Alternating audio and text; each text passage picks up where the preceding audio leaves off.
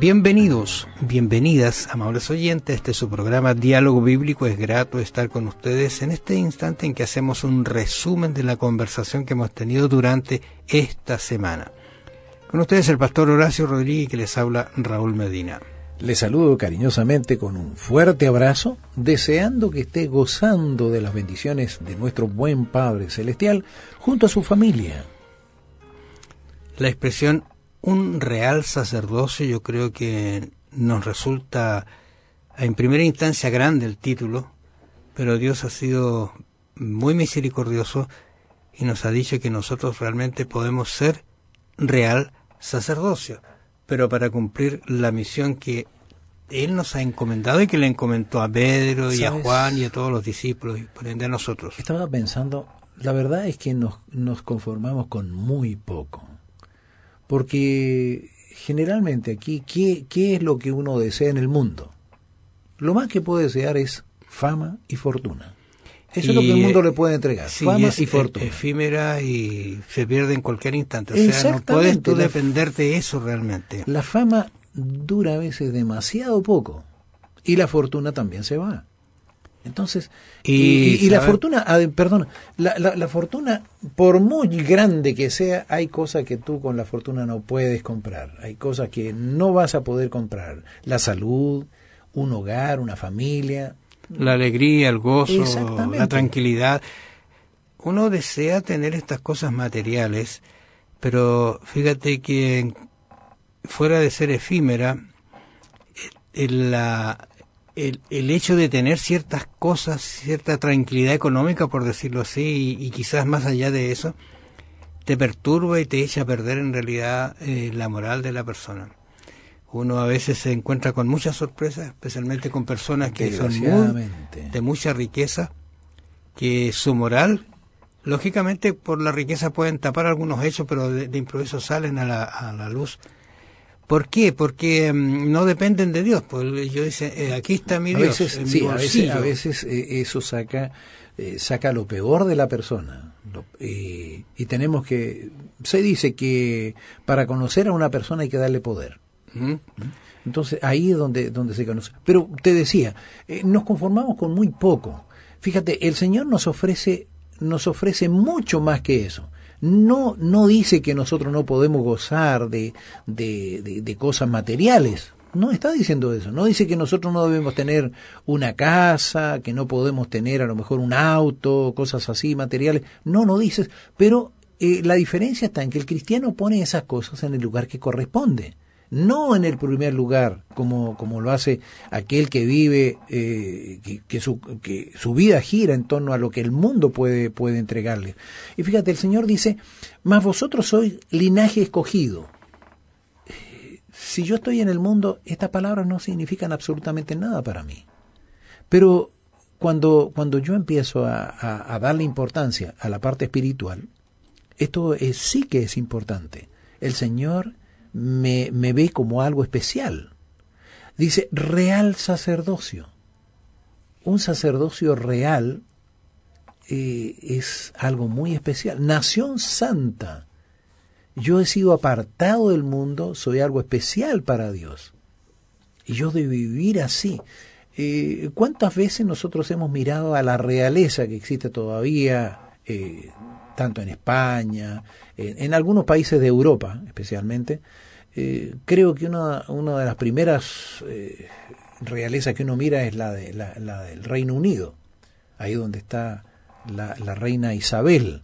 Bueno, son gente diferente, que cuando nace uno de ellos son tratados muy especialmente, un príncipe, una princesa, los educan en forma diferente, los tratan en forma diferente. Bueno, yo creo que debo empezar a pensar así en forma diferente. Si yo soy un sacerdote, si yo soy hijo del Rey de Reyes, yo debo empezar a pensar en forma diferente. Y ese pensamiento me hará que yo sea una persona diferente también en mi comportamiento.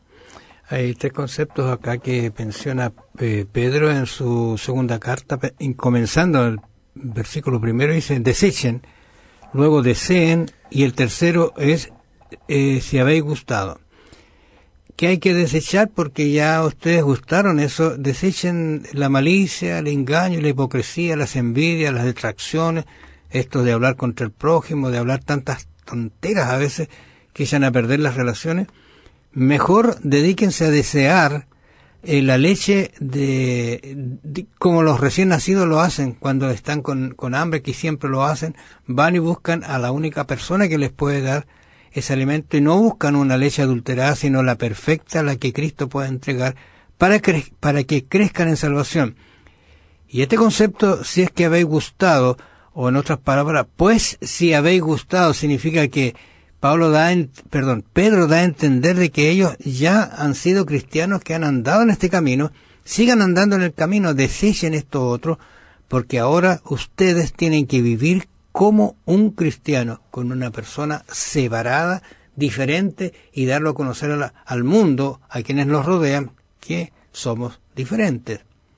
Y no separados, ni burbujas, sino diferentes, para llevar las buenas nuevas a quienes la están necesitando. Bueno, creo que todo esto que nos dice Pedro acá solamente puede ser una realidad siempre y cuando yo pueda valorar aquello que el Señor me está ofreciendo. Porque cuando uno dice o ve aquí que Pedro está diciendo desechando pues toda malicia, engaño, hipocresía, envidia, todo esto en el mundo es algo tan normal que ni siquiera se considera. Es normal el engaño y la hipocresía en el mundo. Hay mucha gente que se conforma, como lo dijimos en un momento, con parecer, con simular algo que no es. ¿Y cuánta gente está en serios problemas precisamente por vivir una vida diferente a lo que debería haber vivido? Quieren aparentar aquello que no son. Y eso los ha metido en tremendos problemas. Sí. Entonces, el deseo, si yo deseo una vida diferente, yo tengo que cambiar mi forma de pensar. Y ahí es como yo empiezo a valorar aquello que el Señor me está mostrando, y el Señor me ofrece una vida mejor, aquí ahora. Eso es indudable. Yo voy a vivir mejor aquí ahora, pero además tengo la posibilidad de vivir eternamente. Ahora, Pablo, hablándole a su hijo Timoteo, le dice unas cosas que están relacionadas con lo que estamos conversando. Dice, y que desde la niñez has sabido las Sagradas Escrituras. O sea, tú las conoces. Le dice Pedro, usted gustaron la leche. Las cuales te pueden hacer sabio para la salvación por la fe que es en Cristo Jesús. Interesante ese detalle para agregar al comentario de vivir como cristiano. Seguimos hablando acerca de este real sacerdote y vamos a ver dos conceptos que vamos a conversar aquí en la idea esta de piedras vivas, y el pueblo del pacto, que de alguna relación Pedro hace del Antiguo Testamento con lo que ahora somos nosotros, los hijos de Dios. Bueno, tenemos que decir que Pedro toma expresiones del Antiguo Testamento y las pone acá, creo que es muy apropiado lo que él dice, especialmente viniendo de alguien que se piensa que él es una piedra, es la roca sobre la cual se edificó la iglesia, pero él está poniendo otro fundamento que no es él. Ahí en 1 de Pedro, capítulo 2, versos 4 en adelante, dice, acercándoos a él, piedra viva, desechada ciertamente por los hombres, mas para Dios escogida y preciosa. Vosotros también, como piedras vivas, sed edificados como casa espiritual y sacerdocio santo, para ofrecer sacrificios espirituales aceptables a Dios por medio de Jesucristo, por lo cual también contiene la Escritura. He aquí, pongo en Sión la principal piedra del ángulo, escogida, preciosa, y el que cayera en él no será avergonzado. Para vosotros, pues, los que creéis, él es precioso, pero para los que no creen, la piedra que los edificadores desecharon ha venido a ser la cabeza del ángulo, y piedra de tropiezo y roca que hace caer, porque tropiezan en la palabra, siendo desobedientes, a lo cual fueron también destinados. Bueno, aquí habla claramente, hace la diferencia en esta piedra viva y aquella que nos dice que vosotros también piedras vivas. La expresión es la misma, tanto para referirse a la piedra que es Cristo, en realidad está clarísimo lo que está diciendo Pedro. Está apartando una piedra especial. Claro. Vosotros ya, ahí entramos todos nosotros que somos piedras vivas. Como piedras, ¿no es cierto? O sea, como Cristo debemos ser, y esa es la expresión que él va a mencionar tanto Pedro como Pablo y los evangelios, que debemos buscar ser como Cristo. Fíjate, aquí está la diferencia. Dice, he aquí pongo en Sión la principal piedra del ángulo, escogida, preciosa. Esta piedra es diferente a todas, porque es piedra del ángulo, es la base de todo el edificio prácticamente. Entonces, las demás piedras están repartidas. Nosotros somos podríamos compararnos como el huevillo que está ahí en la mezcla. Todos nosotros conformamos este edificio, pero la base es Cristo Jesús, la piedra preciosa. Y deja claro que la piedra viva es Cristo y no Pedro, como algunos lo han dicho. Y otro concepto más que es muy bueno analizarlo, que no solamente nosotros somos como piedras vivas, dar a conocer a la piedra que es Cristo Jesús. Y en Isaías 8:14 dice, entonces Él será por santuario, se refiere a Jesús, a Cristo, pero las dos casas de Israel por piedra para tropezar. Las dos casas se refieren, ¿no es cierto?, tanto a Judá como a las otras tribus que se separaron, para tropezar, y por el tropezadero para caer, y por lazo, por red, al morador de Jerusalén. Lamentablemente eso sucedió, fue tropezadero, y no fueron la piedra angular, la piedra que debería haber sostenido, la piedra a la cual deberían haber estado tomados ese pueblo, pero nosotros somos piedras que estamos tomados de la piedra angular que es Cristo Jesús. Isaías lo menciona, tú lo habías dicho, por tanto Jehová el Señor dice así, aquí que yo he puesto en Sión por fundamento una piedra probada, angular, preciosa, de cimiento estable, el que creyere no se apresure. Bueno, da recomendaciones en relación a lo que hay que hacer también con la piedra. Ahora fíjate, esto todo para hablarnos también de un grupo, de alguien especial. Así como somos piedras que conformamos el edificio del templo de Dios, el Señor ha hecho algo especial con este grupo, con esta iglesia que Él ha llamado, y hizo un pacto con ellos. O sea, nosotros tenemos que considerar de que Dios hace un pacto en el cual nosotros no podemos ofrecer absolutamente nada. Generalmente cuando hacemos un pacto entre personas, por ejemplo, supongamos tú me vendes el auto, tú me pasas el auto y yo te paso el dinero. Hicimos un pacto y los dos pusimos algo. Tú pusiste el auto, yo puse el dinero. Lo intercambiamos. Pero, ¿qué puedo ofrecerle yo a Dios? Si tú me das esto, yo te doy esto otro. Absolutamente nada. Ni siquiera puedo ofrecerle mi vida, porque mi vida estaba manchada por el pecado. Entonces, ¿qué puedo ofrecerle? Absolutamente nada.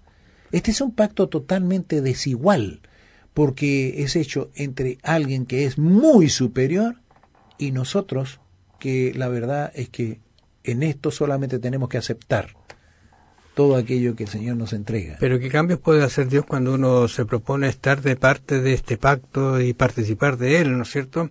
Y el ejemplo de Pablo era un personaje que perseguía, se transformó en perseguido. Pedro, un personaje que negó, que anduvo tambaleando, ahora cuán firme se ve.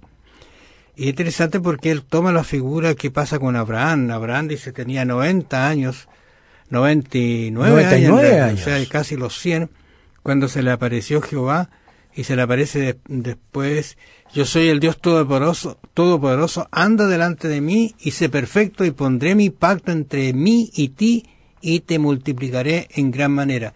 Ya habían ellos adelantado las cosas, el niño tenía como 11 años, Ismael, y creían que ese era el pacto, y ese no era el pacto, y Dios ratifica, yo voy a hacer un pacto contigo, pero sobre tu descendencia. Y 99 años es como para no creer en un pacto así, no creer en Dios, pero Abraham tuvo fe en el Señor.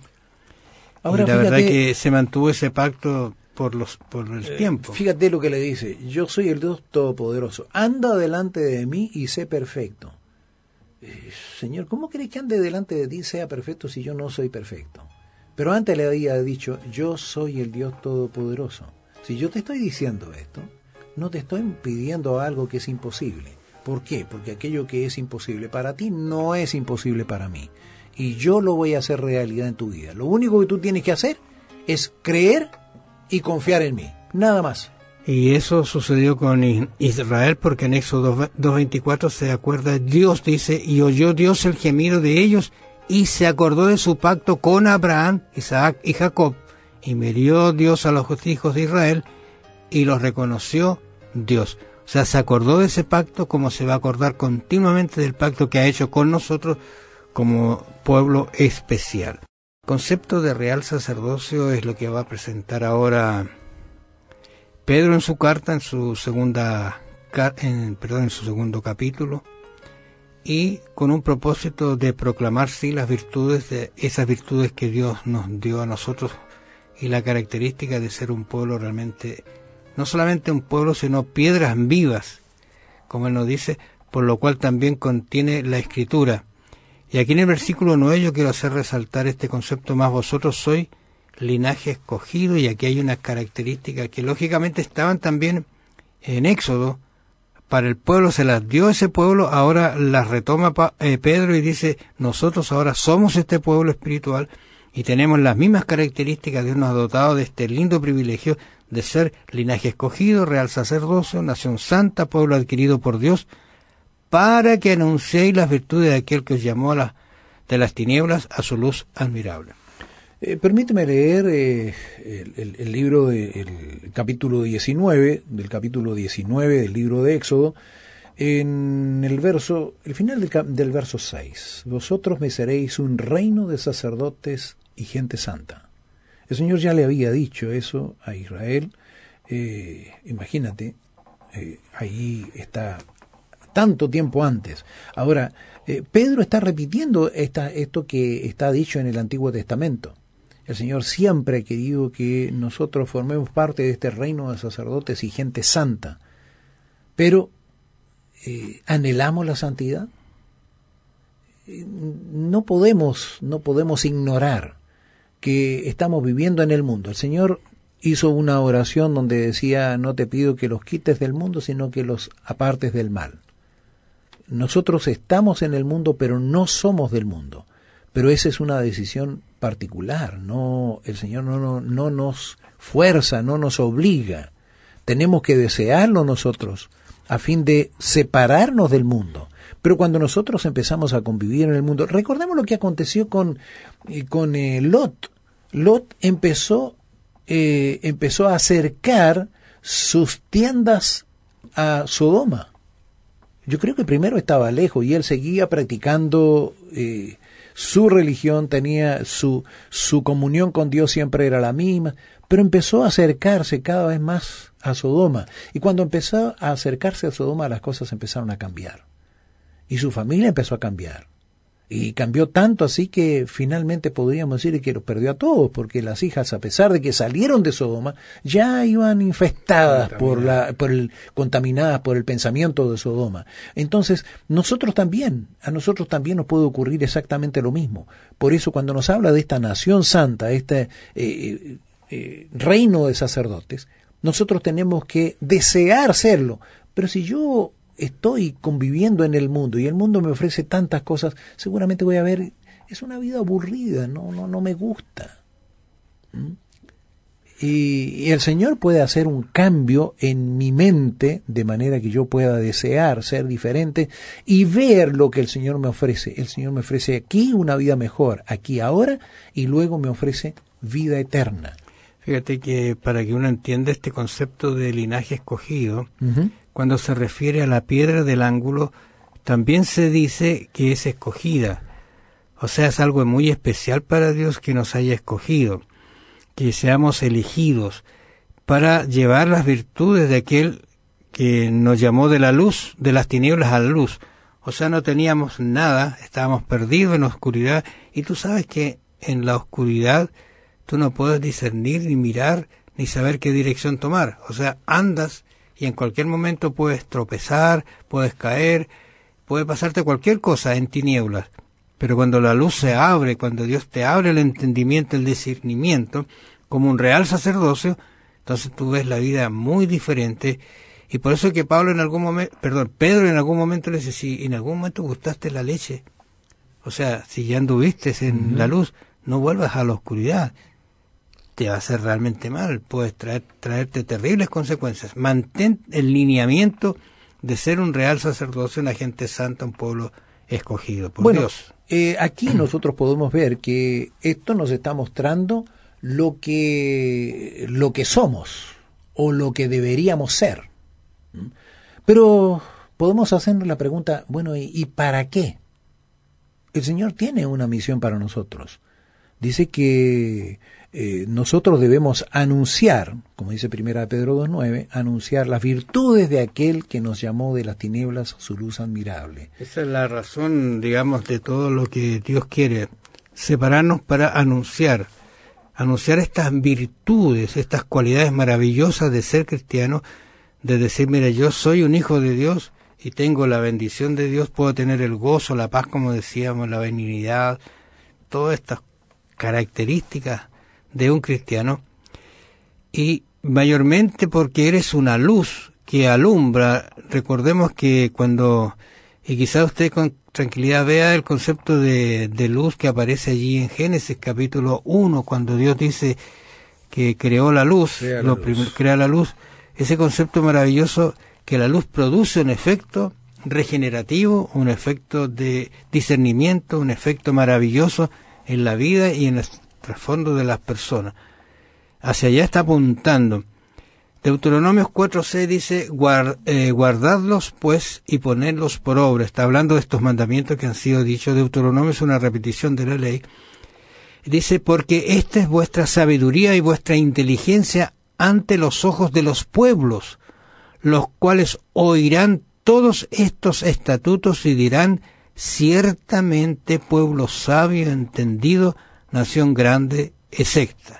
Y cuando uno analiza el pueblo de Israel, cómo Dios lo estructuró organizacionalmente, cómo le dio una estructura de nación, le dio preceptos, leyes, que hasta el día de hoy algunos mantienen algunos de esos lineamientos que fueron tan hermosos. Fíjate, en Isaías capítulo 60, versos 1 al 3, dice, levántate, resplandece, porque ha venido tu luz, y la gloria de Jehová ha nacido sobre ti. Porque he aquí que tinieblas cubrirán la tierra y oscuridad las naciones, mas sobre ti amanecerá Jehová, y sobre ti será vista su gloria, y andarán las naciones a tu luz, y los reyes al resplandor de tu nacimiento. Bueno, creo que el Señor tiene mucho más que ofrecernos, y nosotros, si creemos, podemos obtener todo esto, pero debemos tomar una decisión, debemos decidirnos, o dejar al mundo y consagrarnos a Dios 100%, o seguir el mundo, porque si vamos con un pie en la iglesia y con el otro en el mundo, la verdad es que estamos perdiendo las dos cosas. No estamos gozando de ninguna de las dos cosas. Entonces, esto nos debería hacer pensar, ¿qué me ofrece el mundo? Lo dijimos en un momento durante la semana. Creo que lo máximo que puede ofrecernos el mundo es fama y fortuna. Y veo que las dos cosas son efímeras. Pasan y no queda absolutamente nada. Pedro cita varios pasajes del Antiguo Testamento para recordar a los lectores su estatus especial ante Dios, como miembros de la nueva comunidad del pacto de Dios, en continuidad con la comunidad del pacto del Antiguo Testamento y construida sobre el mismo fundamento, el Mesías. Piénselo. Bueno, gracias, amables oyentes, por su atención. Que el Señor los bendiga. Nos encontramos la próxima semana. Que el Señor le bendiga. Un fuerte y cariñoso abrazo para usted. Nuestro mejor deseo de bendiciones para sus seres amados. Y será hasta una próxima oportunidad, si Dios así lo permite.